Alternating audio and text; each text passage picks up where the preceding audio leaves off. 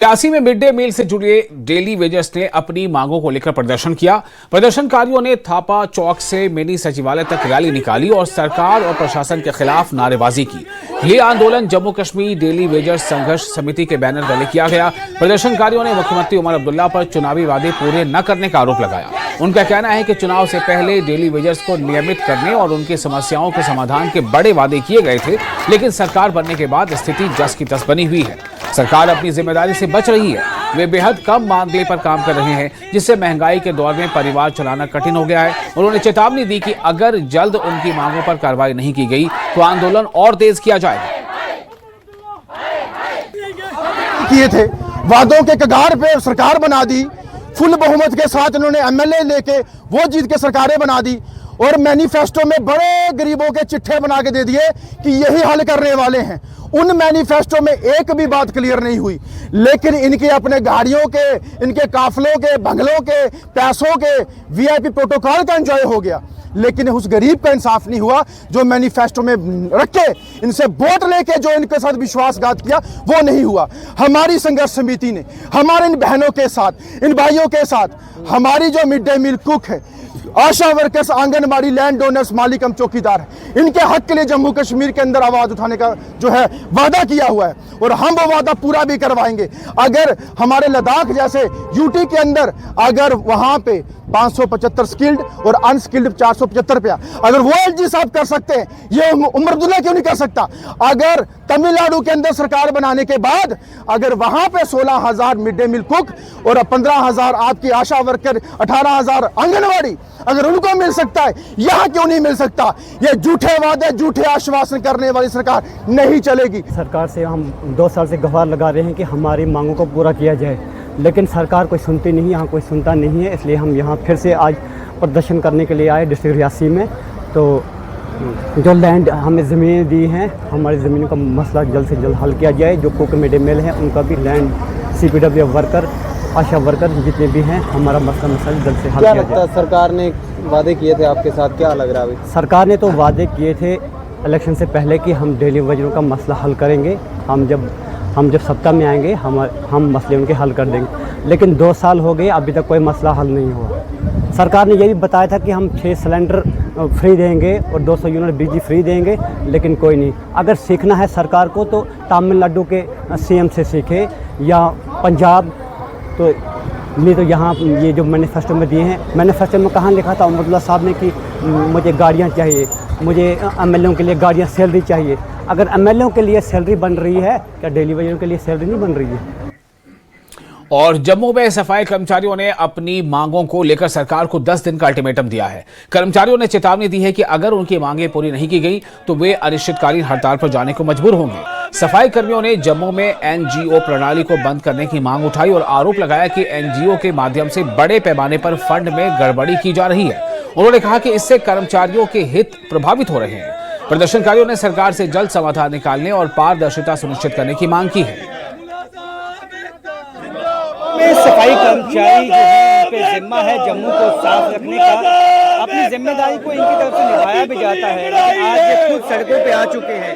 जानेंगे इनसे क्या वजह है। आप लोग जम्मू को साफ रखते हैं, एक बड़ा जिम्मा आप पे है, आज सड़कों पे आना पड़ा, क्या वजह हो गई?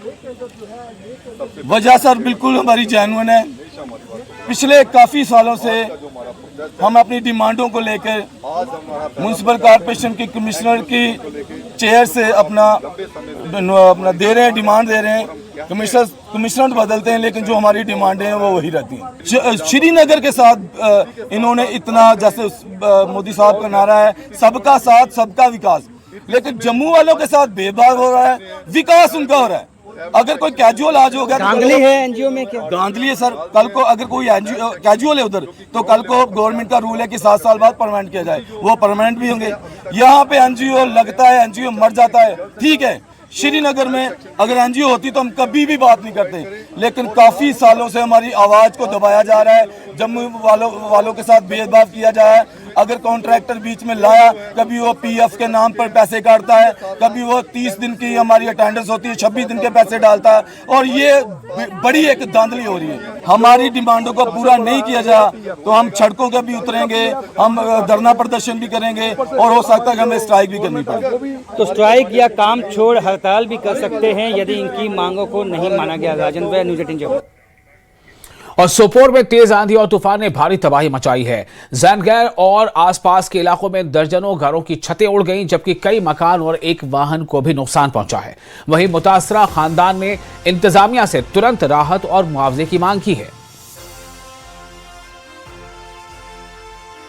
मैं इधर बाहर आया तो तिरपाल दे रहा था, ये सरसों थी उसके ऊपर, तब ये हवा में देखा, छत हवा में उठ रहा था और सब सामान तरम बरम हो गया, गाड़ी को भी लग गया, ऊपर से जितना हमला था गाड़ी पर पड़ गया, एक साइड गाड़ी की तबाह हो गई। बेकिस महलस मज रोजान गो वारिया टाइम ये 5-8 वरी गए ये तो वह ये गोड बेकि जाए ये मजूरी पे तो वह करे और योर तो हेतुक ये जमीन बनाए मकान वकान, मगर रात चलो अत क्या कर इंसान, यह अल्लाह ताला सिंद तरफ आसान, हवा आ तो वीडियो आयु सोरे पे। और त्राल इलाके के मंदुरा गांव में भीषण ओलावृष्टि ने सेब, नाशपाती और दीगर फल के पेड़ों को, उनके दरख्तों को भारी नुकसान पहुंचाया है। अचानक हुई इस प्राकृतिक आपदा से बागबानों की मेहनत पर पानी फिर गया और उन्हें बड़े आर्थिक नुकसान का सामना करना पड़ रहा है। मकामी किसानों ने सरकार से जल्द मुआवजा और राहत इमदाद जारी करने की मांग की है। किसानों का कहना है कि अगर वक्त रहते मदद नहीं मिली तो उनकी आजीविका पर गंभीर असर पड़ेगा। हॉर्टिकल्चर विभाग के अधिकारियों ने इलाके का दौरा किया और मुतासरा बागों का जायजा लिया। अधिकारियों ने किसानों को हर मुमकिन मदद का भरोसा दिया है। सवेरे तकरीबन 5 बजे मंदुरा में ऐसी चालाबारी हुई, लोगों की आंखें इतनी नम हुई थी कि हर किसी के घर में खाली रोना धोना हो रहा था। गाँव के हालात, ये जो हमारा गाँव है, यही वाहिद एक जरिया है जिसपे यहाँ के लोग पलते हैं। बदकिस्मती की बात यह है, हमारे गाँव में जो भी फ्रूट था बिल्कुल फुल 100% डैमेज। अब हम गवर्नमेंट से इस्तिदा कर रहे हैं, हमारी तरफ तवज्जो दी जाए। तो हम इस वक्त यहाँ पर अपनी टीम के साथ और लोगों के साथ, लोग यहाँ पर जो इस गांव की कुछ रहनुमा है उनके साथ यहाँ पर हमने कई बागात का यहाँ पर दौरा किया, मुआयना किया और हमने देखा कि बेशक जालाबारी का बहुत असर हुआ है इन बागात पे। तो इनसे पौधों में जो पत्ते हैं और जो फ्रूट वगैरह है इन पे बहुत दबाव आया है, इनको बहुत नुकसान भी पहुंचा है।